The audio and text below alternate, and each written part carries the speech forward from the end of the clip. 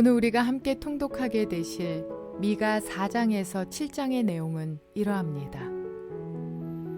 미가 선지자는 예루살렘의 죄악된 모습을 지적한 데에 이어 폐허가 회복되어 나라의 기초가 새롭게 세워지고 율법이 선포되며 강대한 나라가 되는 예루살렘의 미래의 상을 예언하기 시작합니다. 하나님께서 꿈꾸며 계획하시는 그날의 모습이 선지자 미가를 통해 백성들 가운데 선포되고 있습니다. 어렵고 힘겨운 시간을 보낸 자들에게 하나님께서는 소망의 날을 말씀하여 주십니다. 그날에는 저는 자, 쫓겨난 자, 환난받는 자들이 하나님의 백성이 될 것입니다. 곧 포로로 잡혀가서 어려움 가운데 처해 있던 하나님의 백성들이 다시 돌아와서 강한 나라를 이룰 것이라는 말씀입니다. 미가는 하나님의 공의와 율법이 넘쳐나는 그 거룩한 도시에서 그에 합당한 백성으로 살아야 할 놀라운 사명을 선포하며 지금의 죄악된 모습에서 돌이킬 것을 외치고 있습니다. 이스라엘의 회복에 대한 말씀은 미가 5장에서 절정을 이루고 있습니다. 베들레헴이라는 작은 고을에서 이스라엘을 다스릴 큰 자가 나올 것이라는 이 약속의 말씀은 그들을 위로하기에 충분했을 것입니다. 이 말씀은 당시 강대국들의 억압 속에서 고통당하던 그 이스라엘 백성들에게 큰 소망의 말씀이 되었습니다. 이스라엘을 향한 하나님의 사랑을 외면한 채 죄악의 길로 치닫는 이스라엘 백성을 바라보는 미가의 마음은 실로 착잡했을 것입니다. 그러나 하나님께서는 이스라엘 백성을 향해 또다시 소망을 품고 긍휼을 베푸십니다. 이스라엘의 죄악을 미워하기도 하시지만 끝내 그들을 사랑하시기 때문입니다. 하나님께서는 죄악 가운데 빠져 있는 백성들에게도 옛 열조 아브라함과 이삭, 야곱에게 베푸셨던 성실을 동일하게 베풀어 주십니다. 이러한 하나님의 마음을 헤아린 미가는 7장 18절에서 주님과 같은 신이 어디 있습니까? 라고 하며 하나님을 찬양합니다. 이러한 내용들을 기억하셔서 통독에 도움이 되시기를 바랍니다. 미가 4장. 그날이 오면 주님의 성전이 서 있는 주님의 산이 산들 가운데서 가장 높이 솟아서 모든 언덕을 아래로 내려다보며 우뚝 설 것이다. 민족들이 구름처럼 그리로 몰려올 것이다. 민족마다 오면서 이르기를 자 가자 우리 모두 주님의 산으로 올라가자.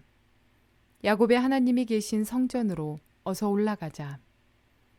주님께서 우리에게 주님의 길을 가르치실 것이니 주님께서 가르치시는 길을 따르자 할 것이다. 율법이 시온에서 나오며 주님의 말씀이 예루살렘에서 나온다. 주님께서 민족들 사이의 분쟁을 판결하시고 원근 각처에 있는 열강 사이의 갈등을 해결하실 것이니 나라마다 칼을 쳐서 보습을 만들고 창을 쳐서 낫을 만들 것이며 나라와 나라가 칼을 들고 서로를 치지 않을 것이며 다시는 군사훈련도 하지 않을 것이다. 사람마다 자기 포도나무와 무화과나무 아래 앉아서 평화롭게 살 것이다. 사람마다 아무런 위협을 받지 않으면서 살 것이다. 이것은 만군의 주님께서 약속하신 것이다. 다른 모든 민족은 각기 자기 신들을 섬기고 순종할 것이다. 그러나 우리는 언제까지나 주 우리의 하나님만을 섬기고 그분에게만 순종할 것이다. 나 주가 선언한다. 그날이 오면 비틀거리며 사는 백성을 내가 다시 불러오고 사로잡혀 가서 고생하던 나의 백성을 다시 불러 모으겠다. 그들이 이역만리 타향에서 비틀거리며 살고 있으나 거기에서 살아남은 백성이 강한 민족이 될 것이다. 그때로부터 영원토록 나 주가 그들을 시온산에서 다스리겠다. 너 양떼의 망대야 도성 시온의 산아. 너의 이전 통치가 회복되고 도성 예루살렘의 왕권이 내게로 돌아올 것이다. 어찌하여 너는 그렇게 큰 소리로 우느냐? 왕이 없기 때문이냐? 어찌하여 너는 아이를 낳는 여인처럼 진통하느냐? 자문관들이 죽었기 때문이냐? 도성 시온아, 이제 네가 이 도성을 떠나서 빈들로 가서 살아야 할 것이니 아이를 낳는 여인처럼 몸부림치면서 신음하여라. 너는 바빌론으로 가야 할 것이다. 거기에서 주님께서 너를 건지시고 너의 원수에게서 너를 속량하실 것이다. 그러나 이제 많은 민족이 연합하여 너를 칠 것이다.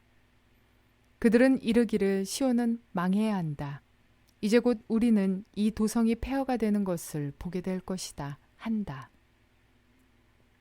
그러나 그들은 나 주가 마음속으로 무엇을 생각하고 있는지를 알지 못한다. 한꺼번에 같은 방법으로 벌을 주려고 곡식을 타작마당으로 모아서 쌓듯이 그들을 한데 모았다는 것을 미처 깨닫지 못한다. 도성 시온아, 네 원수에게 가서 그들을 쳐라.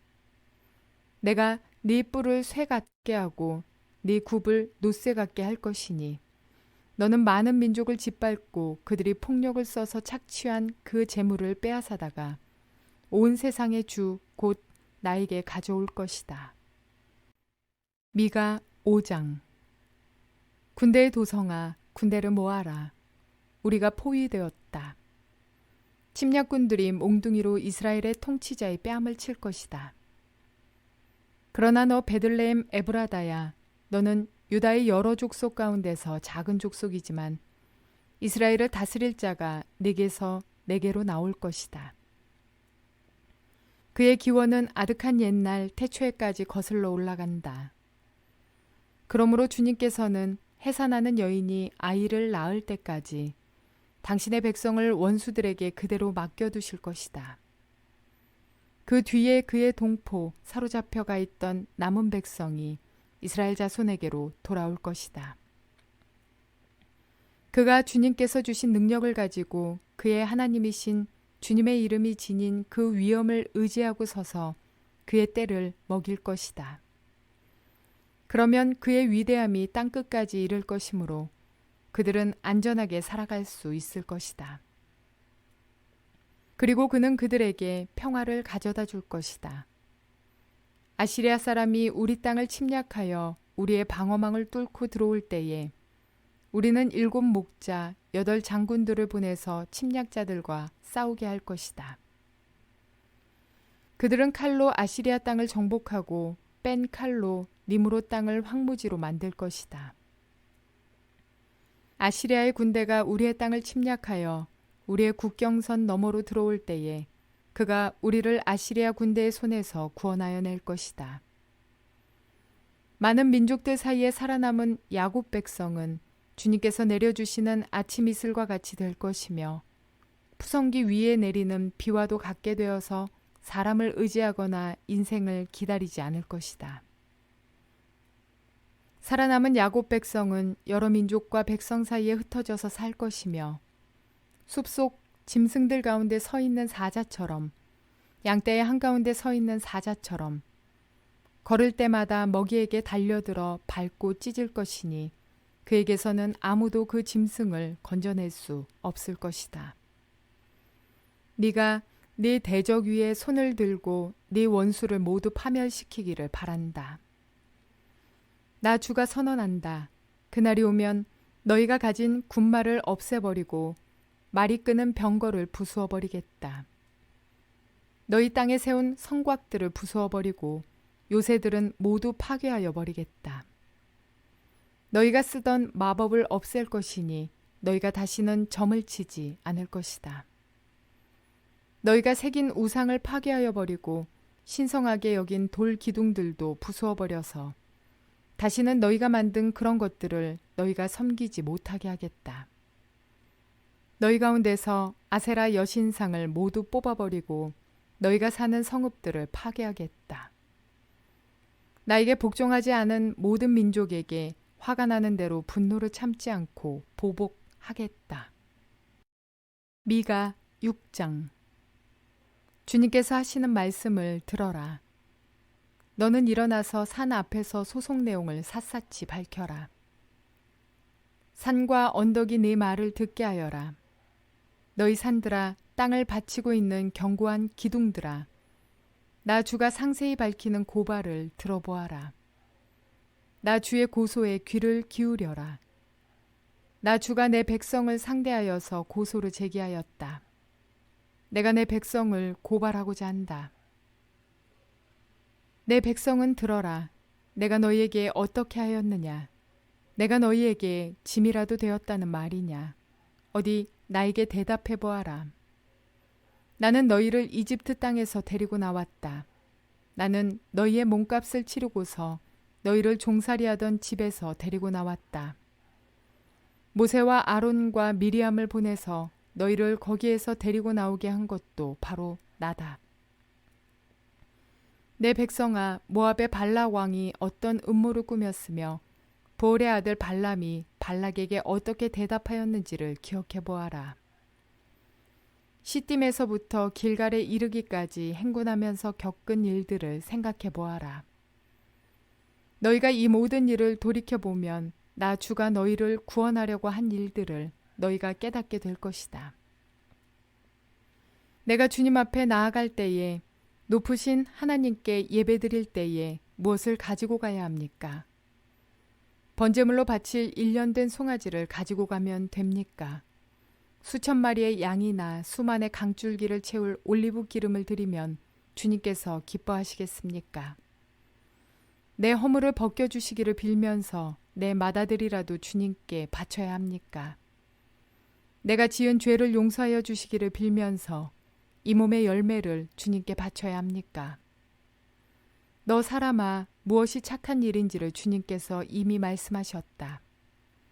주님께서 너에게 요구하시는 것이 무엇인지도 이미 말씀하셨다. 오로지 공의를 실천하며 인자를 사랑하며 겸손히 내 하나님과 함께 행하는 것이 아니냐. 들어라, 주님께서 성읍을 부르신다. 주님의 이름을 경외하는 것이 지혜다. 너희는 매를 순히 받고 그것을 정한 나에게 순종하여라. 악한 자의 집에는 속여서 모은 보물이 있다. 가짜 되를 쓴 그들을 내가 어떻게 용서할 수 있겠느냐?